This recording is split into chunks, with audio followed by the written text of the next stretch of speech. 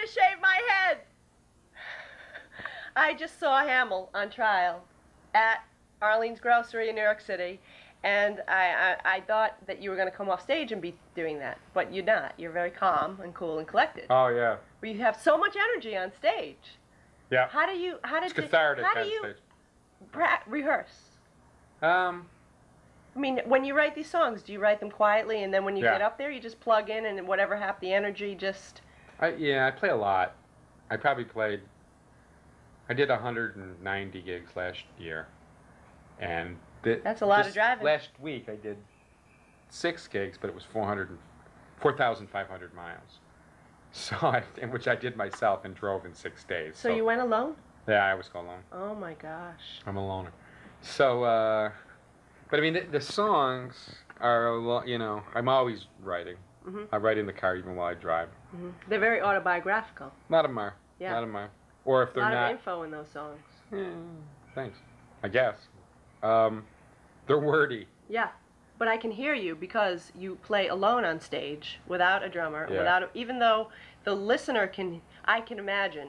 I was imagining all the time, like I was imagining what the drummer would be doing and what the bass player would be doing. But then after a while, I didn't miss it. Kind of sounds like a band. Yeah, it does. It does. It really does. And you are so rhythmically talented. Oh my God, the cat. Rhythmically talented. You play lead and rhythm at the same time. But it's just amazing. I didn't know what to expect, and it was totally blew me away. It really, really did. Thank you. And the lyrics, it's such a wonderful thing to be an artist and to travel across the country and to. Who is Charles Kuralt? He just died. He used to do that as a news person. Sure. But Hamell on Trial sings. It's sort of folk, rap, punk, rock. Very good. Very good. I'll buy that. I'll go for that. Rap, punk, rock. I'll go for that. But it's amazing, the energy. Folk I mean, rap. I see you like opening folk at rap. Madison Square Garden soon. Ooh, that'd be great. Soon. I don't know about how soon, but at some point, I think. How are your records selling? You're signed to Mercury. They're very good. I mean, it really is a positive thing. I really can't complain. I think we were talking earlier off camera about Austin and South by Southwest. I had lived upstate New York. And had played in bands for years, and then really, very organically, economics. I could no longer afford to bring a band, and I was in good bands, but I was never in what I would call great bands. And great bands are, you know, there's something special.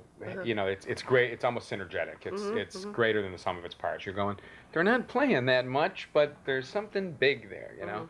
And I was for some reason, I was never in one of those bands, and.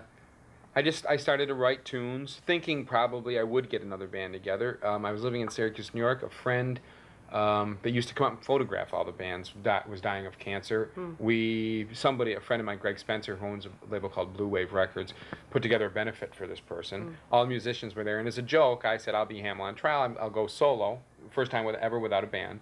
Because on my peers, my musician pals, will be sort of scrutinizing this. So that was the joke. Sort of to differentiate myself from singer-songwriter guys, like have a band's name, Hamell on Trial, my last name being Hamell.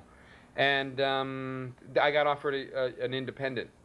I mean, after years in a band and never, ever being offered a label deal. First gig I played as a solo, somebody said, you want to do a record? And so, you know, I ain't the sharpest knife in the drawer, but I figured maybe this is the way to go. Yeah. It certainly is easier. Because we all show up on time for rehearsal. We're all sober and we all agree on the material, you know. Right. So and your amplifier. We get along very and well. Your high tops. So that was, you know, one thing has led to another. I moved to Albany for a little while, sort of not perfected, but worked the bugs out of the show at a cafe. Made a lot of mistakes, which I think mistakes are good. Yeah. And then moved to Austin and got signed. Did a couple of South by Southwest. Got How was the response down there in Austin? You know, it was. It's funny. The 4 cities that I've lived in, I can crystallize to a sentence each. My hometown of Syracuse kind of was like, well, you don't think you're going to make it, do you? And Albany was like, oh, you're very good, but we have to study right now, because it was more of an academic town. It wasn't really a music town. It was a good town, and they were really, you know, the people would come, but it wasn't, you know, they knew it wasn't a music town. They couldn't really. And Austin was like, where the heck have you been? Yeah. And New York is kind of like, well, let's make some money. You know, and so that... Is that where you met Jane, your manager, in New York? Yeah, well, I got signed. What had happened was a club, when I first moved there, I could do You could do 6 open mics in 4 days. You could 2 on a Monday night, 1 on a Tuesday, 2 on a Wednesday night at different clubs around town. So I was like a madman just getting out so people would see me and see what I was doing. And I got a temp job during the day, but I would go out at night and play these 6 open mics. A club opened by the name of the Electric Lounge. And the thing about this club was they had, at the beginning of the evening, they would have like spoken word, film, plays, theater. And at the end of the night, they would have, you know, rock and roll bands. And I thought, you know, I'm the middle guy. I'm the transient guy between these two things, you know. So luckily, the guy that owned the place, as they were just opening, a very dear friend of mine now, a guy by the name of Mark Schumann, saw me at one of these, and I approached him. One thing led to another, and I ended up doing steady Thursday nights originally, and people really started to come. And then I started doing steady Friday nights, and then they really started to come. So you have a full 3 set. No. I mean, I would be from 9 to 10 every Friday night. So they would have the theater and the, you know, they'd have film before me, poetry, and then they'd have bands after me, you know. But but the cool thing is they'd sort of say, okay, from, you know, Ed, from this time to this time, you get all the tour, you know. But I was drawing like 500 people to this time, right? So it was cool, you know. And then, so by the time South by Southwest came, I was on an indie label there called Doolittle. Wonderful people. And there was another act on the label called Prescott Curlywolf, and Mercury was actually interested in them.